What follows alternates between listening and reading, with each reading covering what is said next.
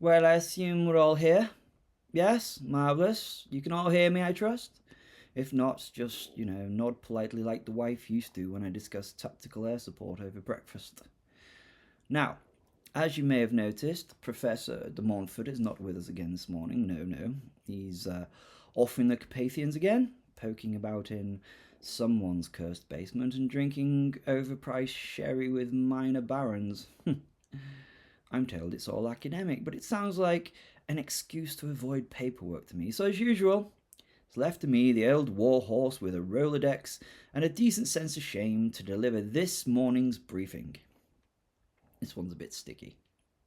Today's subject, Operation Woolen Grace, and a chap known simply, and I swear I'm not making this up, as Keith, or as we in the Supernatural Defense Force classified him, Entity Delta 94B, but he prefers Keith.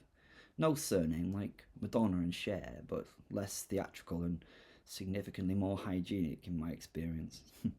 Now, for those of you unfamiliar, and shame be on you, Sasquatch, also known as Bigfoot, is a large genus of hairy hominoids thought to inhabit the forests of the Pacific Northwest.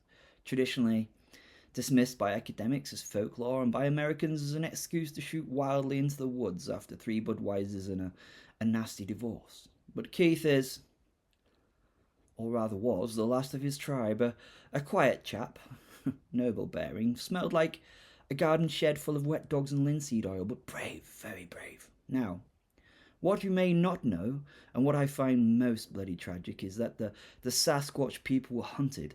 Yes, hunted like bloody animals, like it was a sport. Some ghastly cross between trophy hunting and internet conspiracy gone wild. Turns out certain survivalist groups in Oregon, the usual types, thick necks, thicker rifles, had taken it upon themselves to cleanse the hills of what they called cryptic threats, which is a posh way of saying anything that looks cleverer than them and doesn't pay tax. Keith's tribe, a peaceful matriarchal group who brewed medicinal teas, wove bark tapestries, and could communicate across valleys with harmonic throat song, were massacred, one by one, until only he remained. I know what some of you are thinking, but Fortescue, they're just beasts. Well, I say this to you. Have you ever watched a 10-foot tall woodland creature cradle its dead with tears in its eyes? No, I didn't think so. And if you have, I suggest less LSD, to be honest. But back to the rescue. It was Corporal Rani, the psychic, who first picked up the distress echo bouncing off the ley lines near Mount Rainier. Said she felt an ache in the trees. Marvellous girl, though I'm convinced she hears my thoughts when I've had too much Stilton of an evening. So the SDF mobilised, inserted a 5-man team: the Professor, Lieutenant O'Malley, Warrant Officer Fry, Specialist Nwozu, and of course my godson Alex.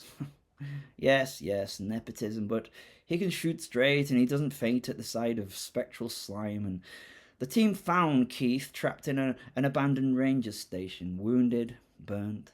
They'd tried to set fire to the chap, the bastards. Can you imagine that? Lighting a match to a living myth. The cruelty of ignorance wrapped in camouflage and cheap deodorant. But Keith fought back, clubbed 2 of them with a fire extinguisher, crushed another's rifle like it was a breadstick, still had enough restraint not to kill. That's dignity, that is. That's nobility, better than half the bloody House of Lords. They brought him out by night, through a hidden trail used in 72 to smuggle out the Wendigo defectors. Long story, classified and surprisingly Canadian. Keith was airlifted out under the cover of cloud. We housed him for a time, deep in Dartmoor, where he helped tend the druidic orchid sanctuary. Peaceful life. Silence. Tea. Occasionally listening to Adele for reasons none of us really fully understood. He spoke, not in words, but in low grunts and gestures. Rani translated. Apparently the name Keith came from a wildlife documentarian he'd once befriended in 1983. That poor sod was later found buried under a cairn made of salmon bones. Not Keith's doing, mind you. Probably the Wendigos. Nasty lot. Like Liverpudlians with altitude sickness. Keith died 2 winters ago, peacefully in his sleep, surrounded by trees older than Parliament. We gave him a full military burial. Pipers, flag, 21 bird song salute. You try getting a Sasquatch-sized coffin past customs, it's not easy. But I tell you this, he was the last of his tribe. The final chapter in a forgotten lineage, a thread snipped because someone thought the world was neater without mystery. I disagreed then, and I still do. The lesson, dear friends, is not that monsters exist, it's that too often we are the monsters. Keith wasn't the threat. We were the threat. So for today, no homework, no charts, no psychomantic threat assessments. Just remember him. Remember Keith, a giant in the forest, a ghost in the fog, a friend in need. And for heaven's sake, if you see anything hairy in the woods, don't bloody shoot it. Ask its name first.